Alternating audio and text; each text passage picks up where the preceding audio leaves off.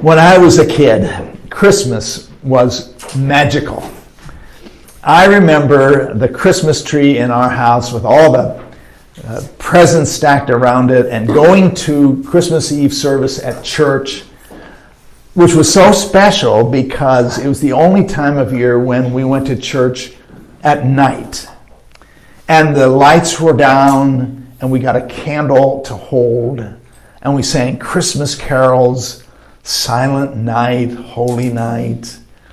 And we had Holy Communion on Christmas Eve, which in the Methodist Church, we only had communion about 4 times a year. So it was this special holy time. And we came home and we went to bed after looking at the Christmas tree one more time. We got up in the morning and there's even more presents around the tree.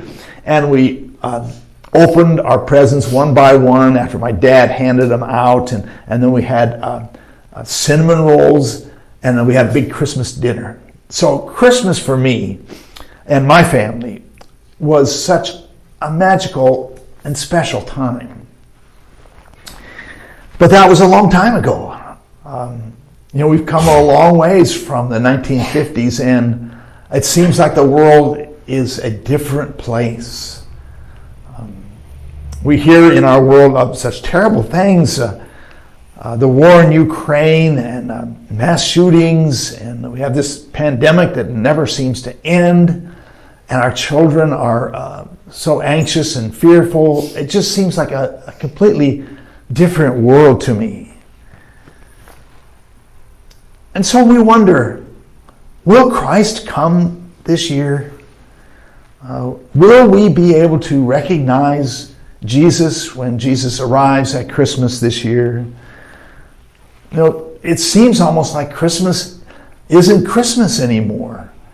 The Christmas songs that they play now, they don't have anything to do with Christmas carols. They're all about Frosty the Snowman and millions of versions of White Christmas. And you look at the lawn ornaments that people put up, it's not nativity scenes anymore. It's these plastic blow-up Frosty the Snowman and reindeers and icicles and stuff. And in the morning, they're all just melted blobs of plastic on the grass. I mean, where's the magic in that? It seems like it's just become a shopping season. And it's harder and harder not to just be jaded about Christmas. Well, today is the 3rd Sunday of Advent. And the church, in its wisdom, has given us readings to try to help us prepare our hearts to receive Jesus at Christmas. And so we're preparing. Advent is a season of preparation. And in today's gospel, in the story in the gospel today, John the Baptist is in prison. A long time has passed since we read about him preaching and baptizing by the Jordan River. And now he's in prison because he criticized King Herod. He criticized him because King Herod married his brother's wife, and Herod was so angry with him, he threw him in prison. And prison is cold stones and shackles of steel. John the Baptist has been languishing for months in prison. He hasn't been able to walk or exercise or get out. He hasn't seen the light, and his spirits are failing. He preached that the Messiah was coming, but the Messiah has not come. And so John the Baptist is beginning to question himself.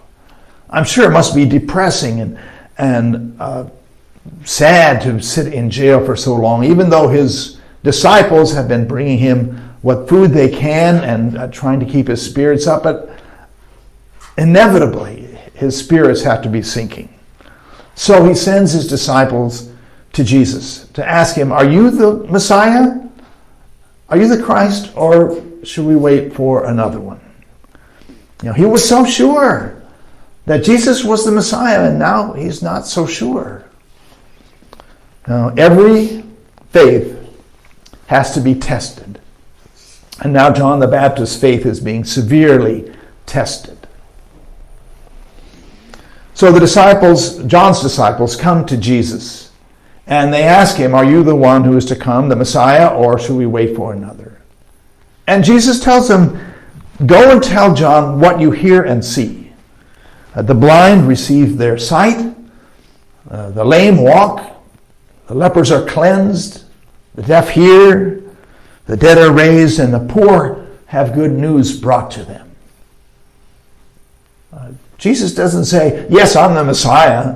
Yes, I'm the one who's going to save the world." But he says, look at the evidence. Look at the practical things that you're seeing. These are the works of God. This is love in action. This is the evidence that God is present. So decide for yourself. Look at what you hear and see. Sometimes we overlook what God is doing even when God is right there in the midst of our lives. Sometimes we don't see Christ even when Christ is right in front of us. There's a story told about a monastery many, many years ago in the forest, not far from a little town. And it's a very small monastery. It was only the abbot and 4 monks. And all of them were very old and not getting any younger. And no young men came to be novices anymore. And if the truth were to be told, these monks were kind of irritable and cantankerous. They were faithful. They said their prayers and they brought alms to the poor, but it really wasn't a very good place to be. And the townspeople didn't go out to the monastery anymore, just sort of avoided them. And one day the abbot said to his monks, "I don't know what to do. We're getting older and there's no future for this monastery. Maybe we should just give up and go somewhere else. But I have an old friend, a rabbi, who has a hermitage in the forest nearby, and sometimes he comes there. And maybe I'll go to him and see if he can give me any advice about what to do." So he went to the forest and found the rabbi in his hut, and he told the rabbi, "I don't know what to do. My monastery is dying. All of us are getting older, and no young men are coming to be novices. What are we going to do?" And the rabbi said, "I know what you mean. It's the same thing with the synagogue. No one comes to the synagogue anymore. Where are the people of faith?" And they embraced each other and they wept aloud. And they talked with each other for a long time. And finally the abbot had to go.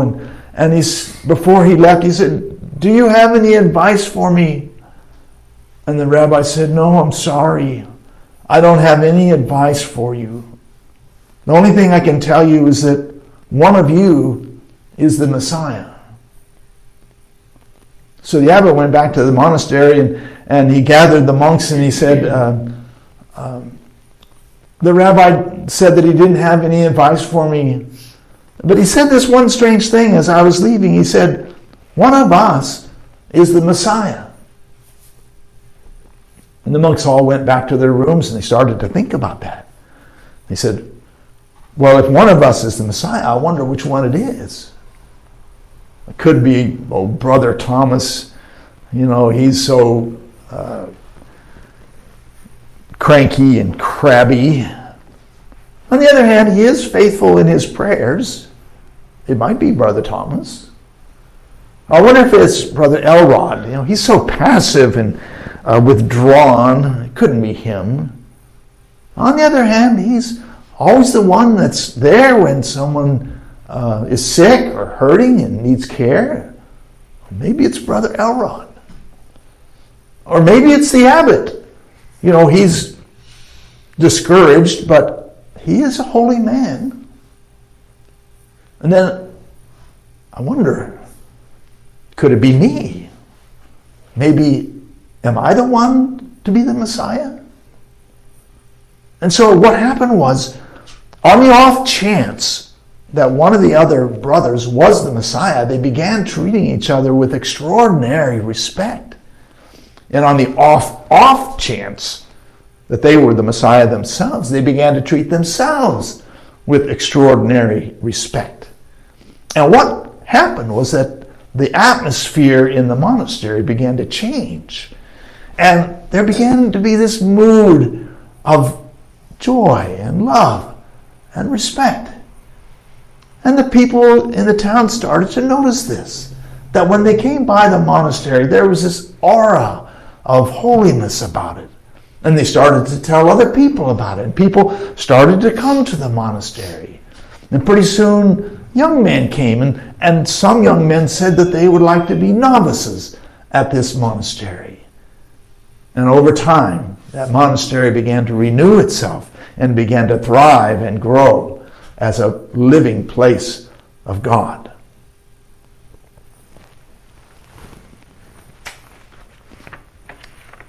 Well, Christmas is coming, and we're looking for the Christ child.